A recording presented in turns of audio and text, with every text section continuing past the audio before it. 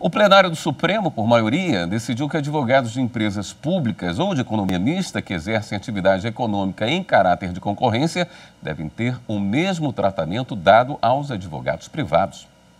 A discussão chegou ao Supremo porque o Conselho Federal da Ordem dos Advogados do Brasil contestou o artigo de uma lei de 1997, que determina que a relação empregatícia dos advogados que atuam em órgãos públicos e sociedades de economia mista é diferente do que estabelece o Estatuto da entidade. A OAB alegou afronta ao princípio constitucional da igualdade, já que os advogados da iniciativa privada e do setor público recebem tratamento diverso, mas exercem a mesma atividade sob o mesmo regime de trabalho. Isso porque o dispositivo retira o direito ao recebimento da verba honorária dos advogados da administração direta da União, dos estados, do Distrito Federal e dos municípios, bem como das autarquias, fundações instituídas pelo poder público, empresas públicas e sociedades de economia mista.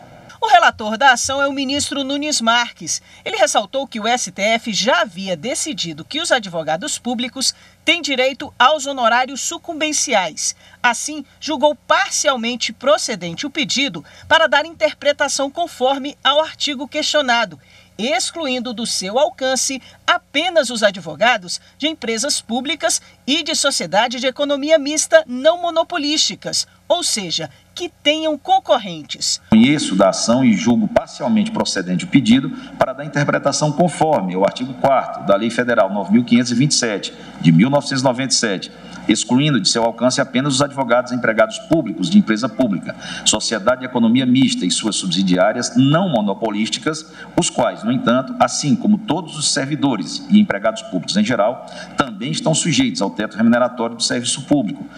Constituição Federal, artigo 37, inciso 11, quanto ao total da sua remuneração, salários, mais vantagens e honorários advocatícios, com exceção daqueles vinculados à empresa pública, sociedade de economia mista ou subsidiária, que não receba recursos do ente central para pagamento de pessoal ou custeio, nem exerça sua atividade em regime monopolístico. Na retomada do julgamento, o ministro Gilmar Mendes antecipou o voto abrindo divergência, por entender que o dispositivo questionado promove igualdade na competição entre o setor privado e as empresas públicas.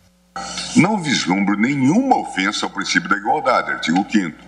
e menos ainda ao artigo 173, parágrafo 1º da Constituição, na norma sobre invectiva, que tão apenas declara o óbvio, que o regime de trabalho do advogado empregado não pode ser automaticamente transposto ao regime de emprego público. Ante o exposto, a meu ver, não merece acolhimento o pedido de inconstitucionalidade do artigo 4º da Lei 9.527 e, por conseguinte, a tese é aventada em inúmeros processos judiciais de que a jornada de trabalho do advogado público empregado de empresa estatal deva necessariamente ser aquela prevista no respectivo estatuto. Acompanharam a divergência os ministros Alexandre de Moraes e Dias Toffoli. Os demais ministros seguiram o entendimento do relator. Este é um universo, inclusive quanto, no meu modo de entender, quanto ao próprio teto remuneratório. De outro lado, nós temos empresas públicas em sentido amplo e sociedades de economia mista que exerçam atividade econômica em sentido estrito e sem monopólio.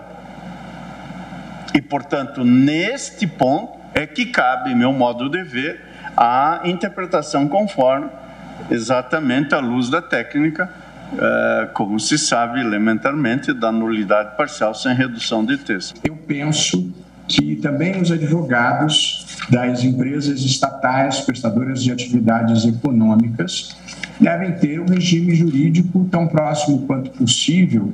dos advogados. Eu bem atentei para a observação que o ministro Alexandre de Moraes fez no tocante, por exemplo, à demissão, em que nós entendemos, e penso que com acerto, e eu reiteraria a decisão,